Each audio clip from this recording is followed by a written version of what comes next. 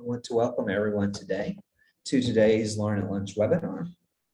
Extension Farm Management Specialist Dr. Courtney Burr will discuss keeping better financial records. If you have questions, you may ask them through the chat window by clicking on the chat button at the bottom of the screen. Dr. Burr will answer questions at the end of the presentation. Additional farm management resources may be found on the eFarm Management page. I will share this link in the chat window. Dr. Burr, I'll turn it over to you now. Great. Well, happy Tuesday, everyone. Today we're going to talk about record keeping.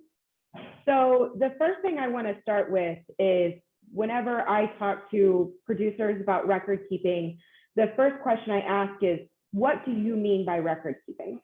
It really helps kind of narrow down the conversation. There is no right answer per se. There's lots of optional correct answers. So do you mean production records? Are you just talking about trying to decide which cow, which animal is the best in terms of having great offspring? Do you mean keeping track of which field is performing well if you're doing crops? Are you talking about records for taxes? So my soapbox is always that tax management is not farm management. However, tax management is part of farm management. So our goal should never be to just have zero taxes, right? The easiest way to do that is just do nothing. However, you do need to keep records for taxes. I understand managing taxes is a big issue for a lot of people. So are you just talking about having good enough records to go to your CPA or do your taxes yourself? Then there's also financial analysis and planning. And we'll go a little bit more into that side of things. And for me, that's really using financial analysis to make better decisions about your farm. And that does include, to some extent, production records. So you can't really have financial analysis done if you don't know, what you have, what's going on in your farm. And really, it just comes down to what are your goals.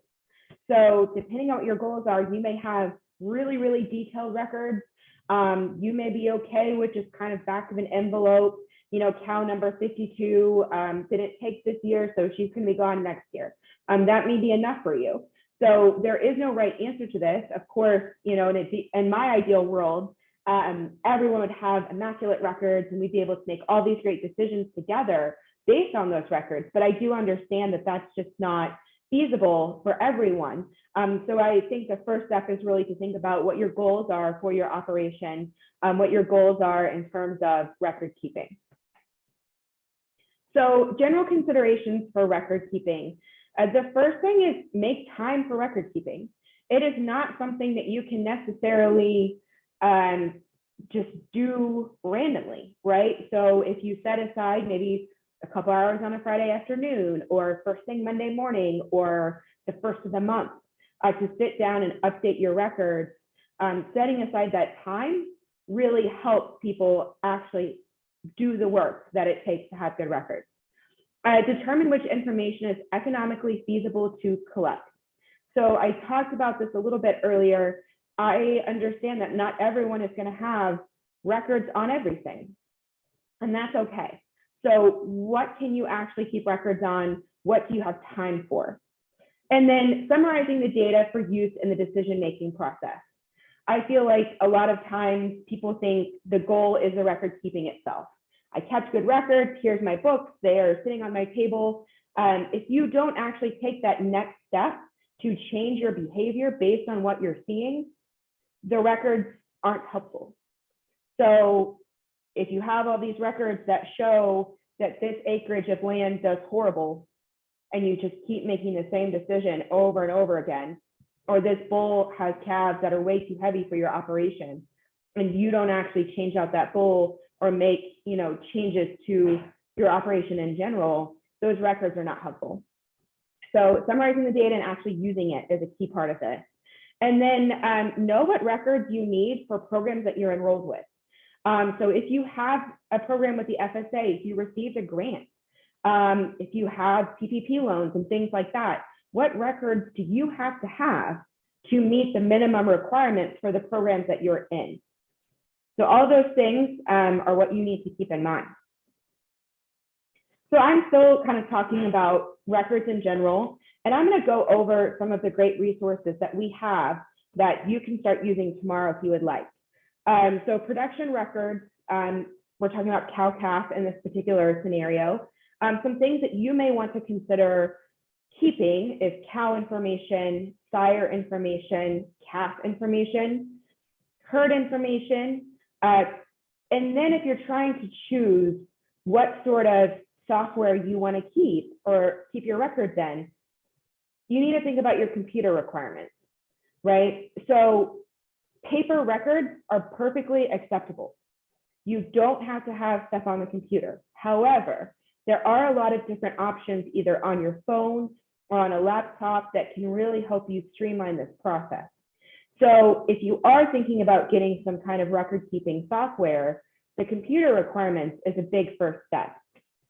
And then you have additional considerations. So, you know, if you have to have a wait for that computer, or not for that computer, if you have to have a wait for that particular computer program to compile all of your data, but you don't have a scale on your property, that's a problem, right? So additional considerations, including the limitations of not only your time, but the resources you have available at your disposal. So this is a little bit old in terms of the data, but we do have some information that we've compiled about different record keeping options for cow-calf producers. The software in general ranges from $149 to $600. I will say this was done in 2017. Brent and I are looking at redoing some of these fact sheets or updating them at least. So it's not clear to me if this software has gotten less expensive or more expensive. It really could go either way, but that's kind of the range that we found in 2017.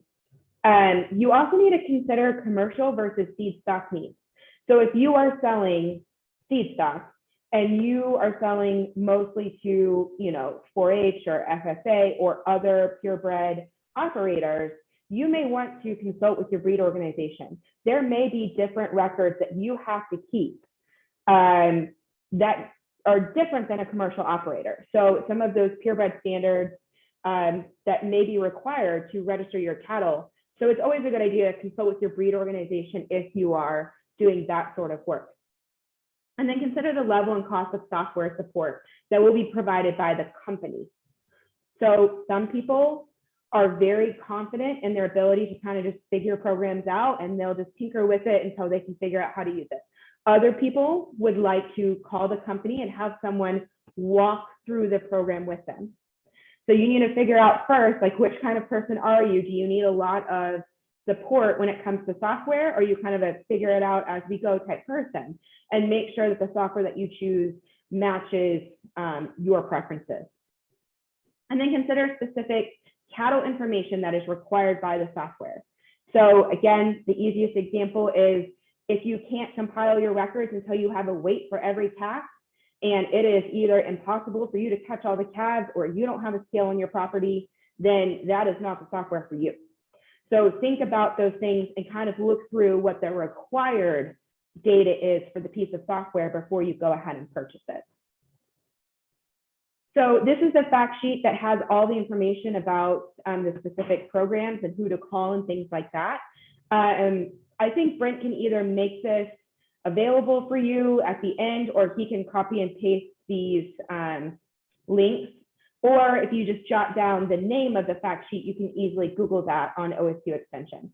So Brent will have some further directions on how he wants to handle that at the end of the presentation. So production records for forage. Again, a lot of this is kind of the same across different enterprises. Managers will want to maintain records on potentially the variety, the planting rates, the fertilizer rates, any pesticides that you used or did not use, fuel consumption, the grain, the hay or forage matter produced. So all of those things, depending on your goals, may be things that you want to collect. Again, if you don't have ways to measure some of this, then be very careful when you purchase the software if it's a required piece to compile the data.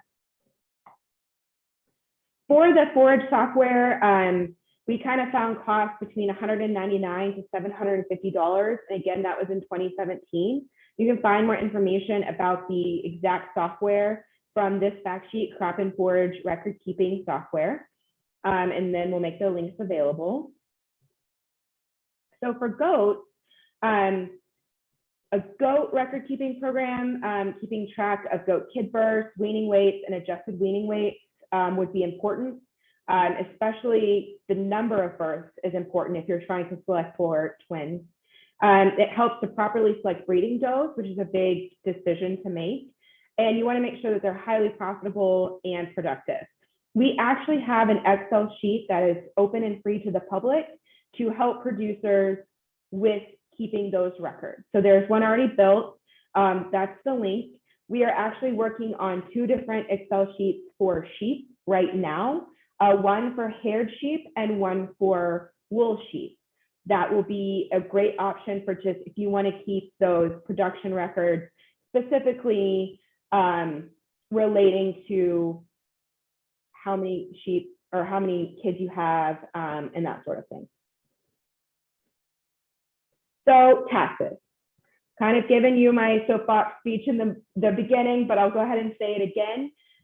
Taxes can be a strong motivation for record keeping. You are required to do taxes every year. So that is a good motivator. If that's what gets you to keep any kind of records, I'm happy for that. However, tax management is only one part of farm management. And so tax minimization is not necessarily profit maximization. So we think about that for a second. Making your taxes zero does not mean necessarily that you are the most profitable you can be. So any kind of record keeping is a good first start to financial analysis, especially when you're doing financial analysis. A lot of times, the things that we're looking for in terms of those records, financial records, are also what you need for your taxes. So it's not like you need to have 3 separate sets of books, one for your production stuff, one for your taxes, and one for your financial side. Like all of these records can be compiled together with a lot of the software. So Quicken is a very popular option. We are currently working on updating the Quicken manual. So we have this link here that has the Quicken information. The manual is a little bit outdated. We are currently working right now to update that. We have partnered with Nebraska in this effort. We are also updating an online course. So the University of Nebraska has offered an online course for Quicken for many years, but online courses have really increased in popularity and also increased in quality. So we've learned a lot during the pandemic in terms of how to provide you with information in a way that's exciting. I don't know if exciting is the right word, but more user-friendly. And so we are updating the Quicken online course, and we potentially will have some more in-person workshops in the future if people would really like that. So that is ongoing work, but we do have kind of some older materials available for you regarding Quicken. So why should you do financial analysis and planning? So these are the 3 questions that I think that financial analysis and planning helps answer. So first of all, where am I?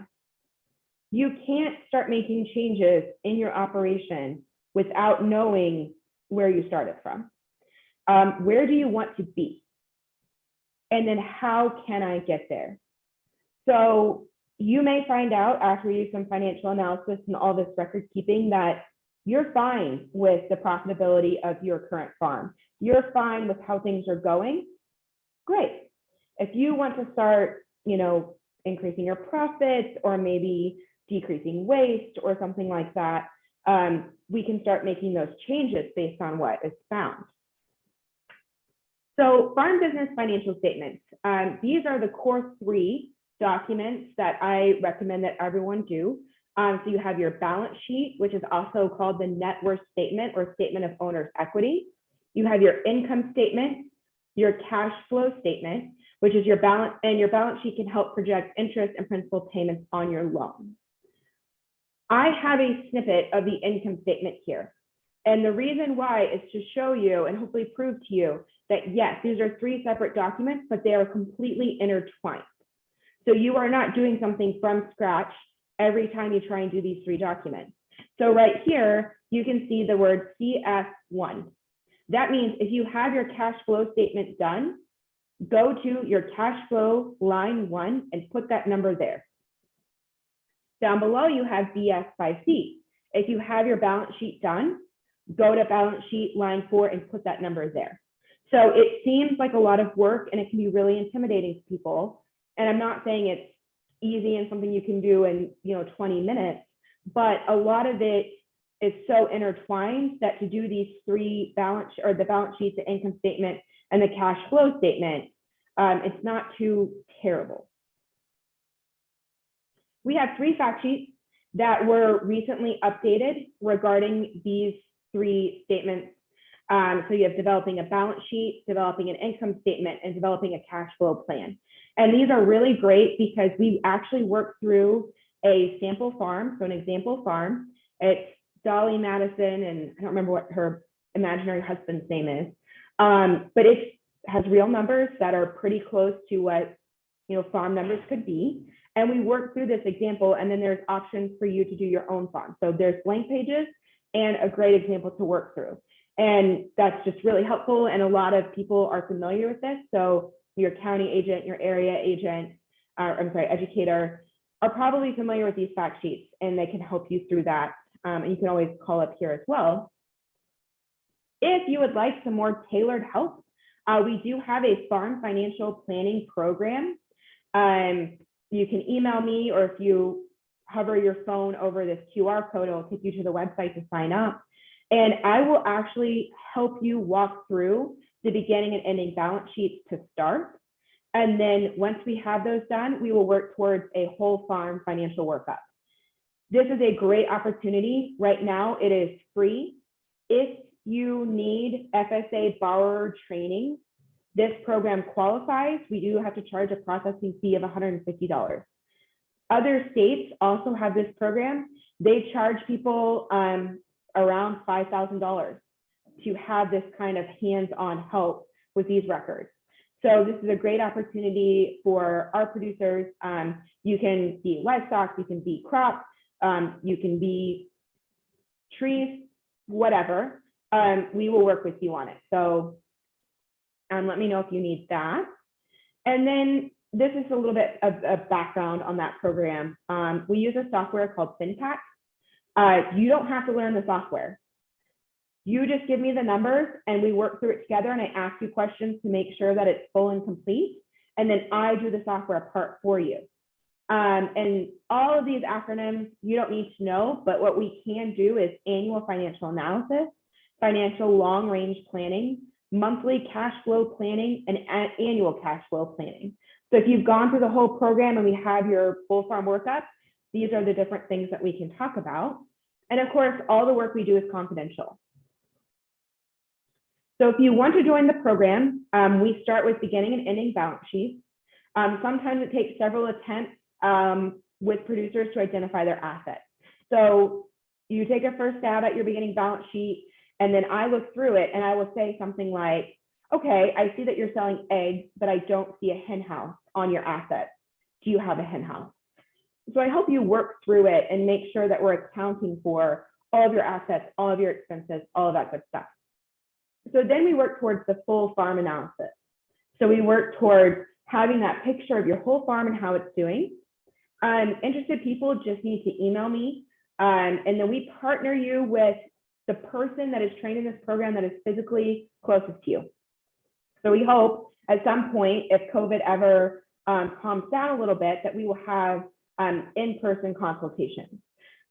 We have both county, area, and state specialists that are trained in this program. So we'll find the person closest to you, and that's the person you will work with. Sometimes it's me, sometimes it's Brent, sometimes it's someone else.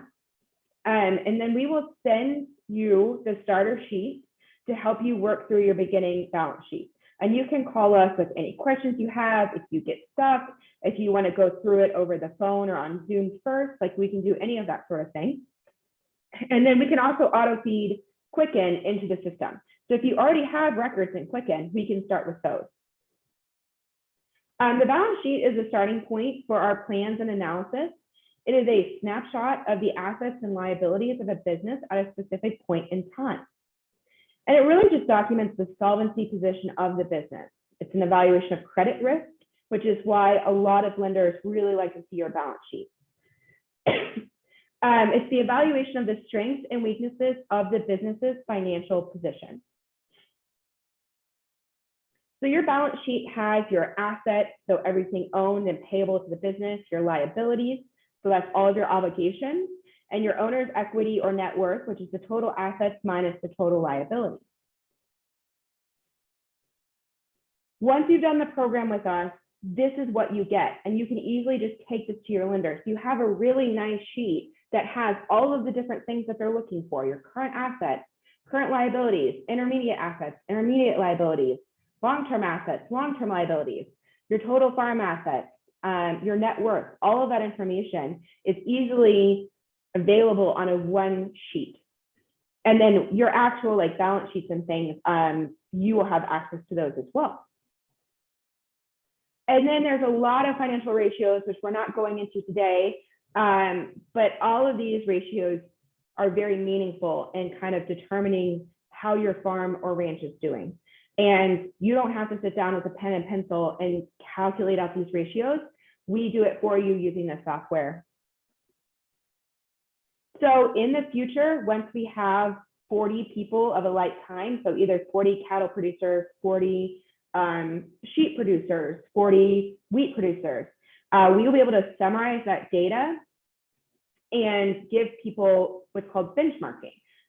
So it's kind of like averages. So I can tell you, if you call and you say, like, what's the average cost for a cow-calf operation with 60 head of cattle, I can give you that number. It's all anonymous, like no one will know like where the data is actually coming from at an individual level, but it really helps people make decisions. And then you will be able to see how you compare to your peers. So that's kind of down in the future once we actually have more data collected. Any questions?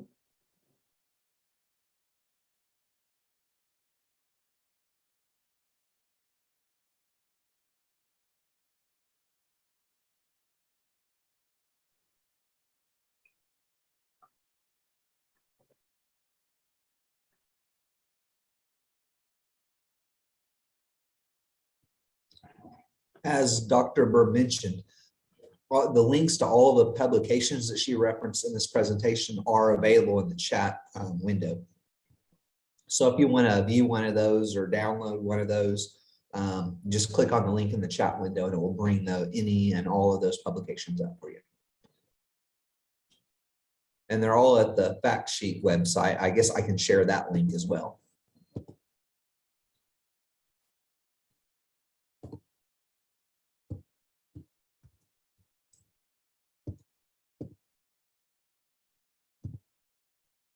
So here I'm sharing the link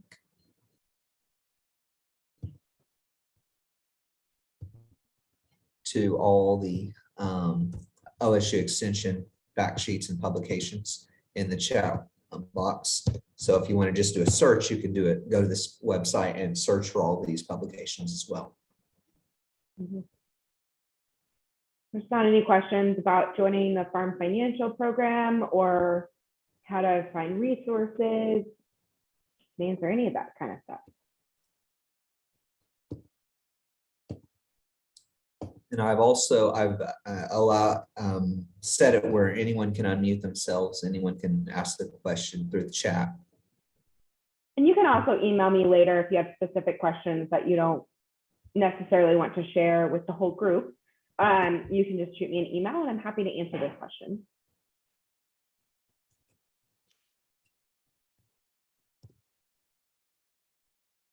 We also have a short survey that we ask our viewers to fill out for us.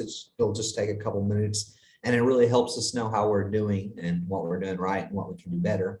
And that is greatly appreciated. And I shared that link as well in the chat window for everyone to click on and fill out.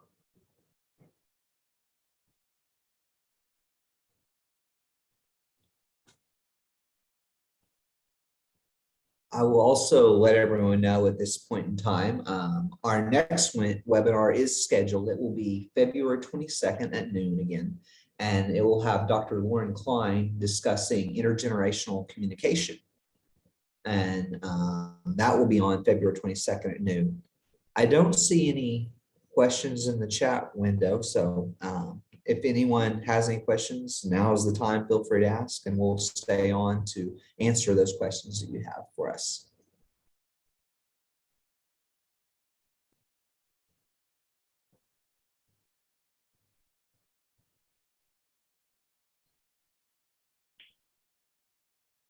Well, thank you everyone for joining us today, and we will see you on February 22nd at noon. Thank you.